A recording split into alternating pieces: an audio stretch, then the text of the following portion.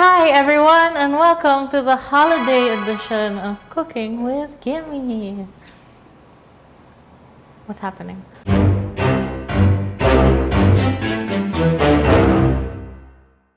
So today we're gonna make a squash lasagna gratin thing. We're gonna layer squash and lasagna and make a sauce very reminiscent of like fall and warm. So first I should mention this recipe makes a lot of food. We're gonna be filling this giant pan with lasagna. So the measurements are a little large. You could always scale the recipe down if you have like a smaller vessel or less people to feed, but it's the holidays, so we're gonna eat a lot. First, we're gonna peel the squash, and then we want to cut it into thin strips about a ½ inch each because we're gonna kind of shingle them with our lasagna. So I have a piece of squash here that I've already peeled, and I'll just show you how to slice it. So you'll just take your knife, be very careful, and you just want to cut 1/8 of an inch slices. So nothing like way thicker than this. It will all bake together in the oven, so it doesn't matter if it's not so even, but this is roughly what you want. Okay, now that we have our squash prepped and ready, I'll go through the other ingredients with you. Another important ingredient in this recipe is our no-boil lasagna sheets. So these make our lives super easy. You don't have to boil them beforehand and then handle them while they're hot so they don't stick. You can just put these straight in to the baking, whatever you're gonna bake in with the squash and the sauce and everything, and then it'll do the work by itself in the oven. So make sure you get the no-boil lasagna sheets. And then the rest of our ingredients kind of make up our sauce. We have 2 kinds of cheese. Today we are using Gruyere and Emmental. Anything with like a sharp flavor, not mozzarella. I feel like it doesn't really match the dish. Butter and flour and milk for our sauce. Garlic, a bit of nutmeg, salt, pepper, and then we have walnuts and tarragon for more flavor and for the topping. The walnuts are like crunchy and kind of take place of breadcrumbs in this recipe. They also like kind of match like walnuts and squash and all that stuff. Tarragon is what was available in the market today. You could also use sage in this recipe, which would be really good with the pumpkin. Rosemary, any like woody fall herb. Yung mga nahuhulog, joke lang. And then the bacon. You can leave the bacon out of this recipe, make it completely vegetarian, but you know, tastes better with bacon. So this is a thick cut picnic bacon. You can buy this in like SNR or those groceries, and I'll just cut it into like thick-ish pieces, and then we'll start making magic. Just want to cut the bacon thin as well. This is like picnic bacon, thick cut bacon. If you couldn't find this, you can just use ordinary thin cut bacon and just cut it into pieces. I just prefer the texture of this. I think it's delicious. So I'll just turn this on to like medium heat. We're gonna put the bacon. And you just want to render out some of the fat because we'll end up using that in our sauce. You can see that the bacon is beginning to render. There's some fat collecting in the pan. I've broken it up just with a spoon, just into smaller pieces. It'll kind of do that naturally as you move it around. And then there's some parts that are beginning to brown and sizzle. You kind of just want that to happen to all the bacon before we take it out of the pan. So at this point, I lowered down my heat. The bacon is like half crispy, half chewy. It will continue cooking in the oven, so you don't want it to be so cooked. What I'm gonna do is take the bacon, but reserve the fat in the pan. And then I'll just set it aside and we'll use it on top later. So I'm just gonna set this aside. And then we'll start working on our sauce. So the sauce starts with a basic roux, just butter and flour. So I'm just doing low heat now. And to the bacon fat, I'm just gonna add butter Here we have a half a pound of butter. So this is obviously not a heart healthy dish, but it's the holidays. So eat as much as you want. And obviously we have to make a lot of sauce for this. One of the things about no boil lasagna noodles is that it needs a lot of liquid in the pan so that when it goes into the oven, it can soak up that liquid. And that's why we have to make like a really big amount of sauce. So we're just gonna melt the butter in the bacon fat and let it brown a little bit just to add to the nutty notes. May seem like a lot. That's because it is. And as the butter is melting and there's more liquid in the pan, I'm just gonna kind of deglaze all the brown bits that formed underneath when we were making bacon. As you can see in the butter, there are all those brown bits that I scraped up. That's just gonna add a lot of flavor to this. Okay. When the butter is almost melted, I'll switch to a whisk because when we add in the flour, we don't want it to clump up.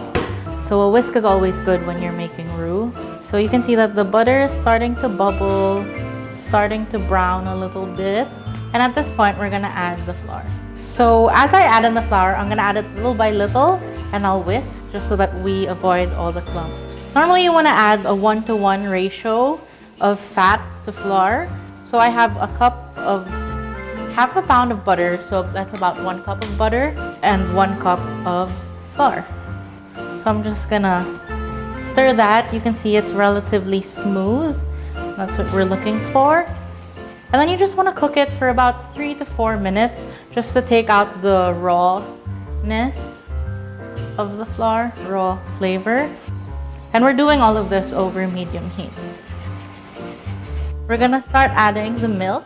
And again, you want to whisk constantly just to avoid lumps. This is 6 cups of milk. We're just gonna cook this and whisk this over high heat until it thickens. It's not gonna get super thick, and that's because we're gonna add cheese, which will make it even thicker. And we want the sauce to kind of be a more liquid version of your regular white sauce because again, the noodles will need a lot of liquid to bake. At this point, while the sauce is thickening up, we're gonna add our garlic. Here you could actually even use garlic powder if you wanted a smoother sauce, but I like the garlic in there like that. And then I'm also going to add the nutmeg. So nutmeg will give this sauce like a very Christmassy flavor. It's very nutty. And then we're just gonna season now with salt and pepper. And at this point, I'm gonna add the Emmental cheese. So you can use, we have 1 cup of Emmental, 1 cup of Gruyere. Then you're just gonna use half of that. So 1 cup of whatever cheese you decide to put. A sharper cheese is better because it is so much fat. So you want kind of like it can stand up to like a stronger flavor. So I'm just gonna whisk this together. There's a lot of sauce. As you can see, like it's kind of stretchy and cheesy, but still liquidy. So you don't want it to be too thick. Then I'll just turn off the heat. Here is a giant oven-safe pan. This is 9 by 13. It's deep to handle all of the sauce, all of the noodles. So during the assembly, this is what you'll need. So you have your cooked bacon, your 1 cup of cheese, your herbs. This is about 1/4 of a cup, 1.5 cups of cheese, and 1 cup of chopped toasted walnuts, and all your sauce. So what you're really gonna do here is shingle, there's no like better word to say this, layer the noodles and the pumpkin into this pan until it's full. Have our noodles and our squash. So you're gonna kind of just put a noodle down and then put some squash like that, and then just keep repeating until you're done. Montage.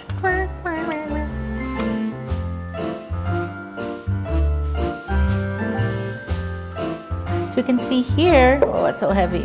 We kind of shingled them this way, just so that when we cover it with foil, everything is submerged and delicious. The parts that kind of poke up out of this will turn kind of brown and crispy, which is perfectly fine. So now we're just gonna do half of our cheese so that it can kind of get inside the layers that we have.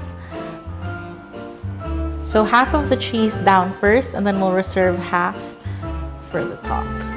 After that, we're gonna add the bacon. I'm just gonna use my hands here. Hands are your best tool. You can kind of shove them in some layers as a nice bacony surprise. After that, sauce. So we're gonna take our sauce and spoon it over. So we'll start with half, and then we'll kind of spread it and maneuver it to the insides.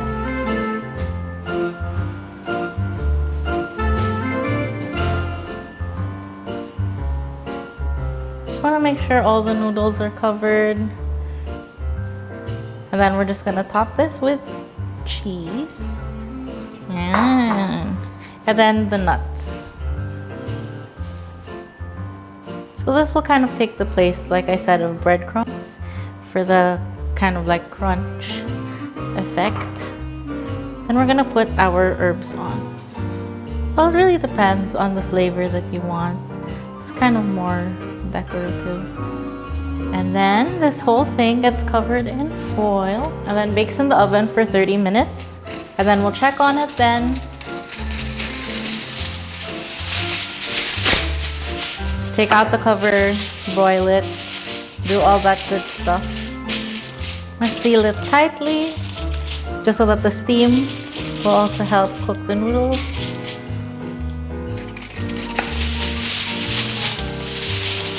And I'll see you in 30 minutes. I just took this giant thing out of the oven. You can see the top is golden brown. The nuts are kind of dark and roasted.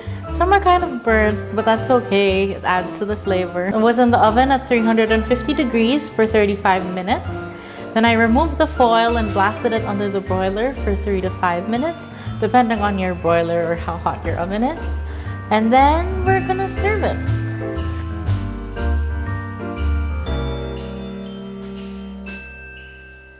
So this is our fall lasagna bake.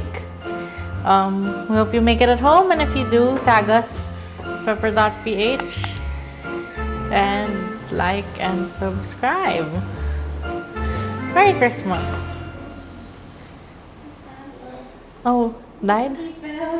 Oh no! Poor guy. We have to do everything again.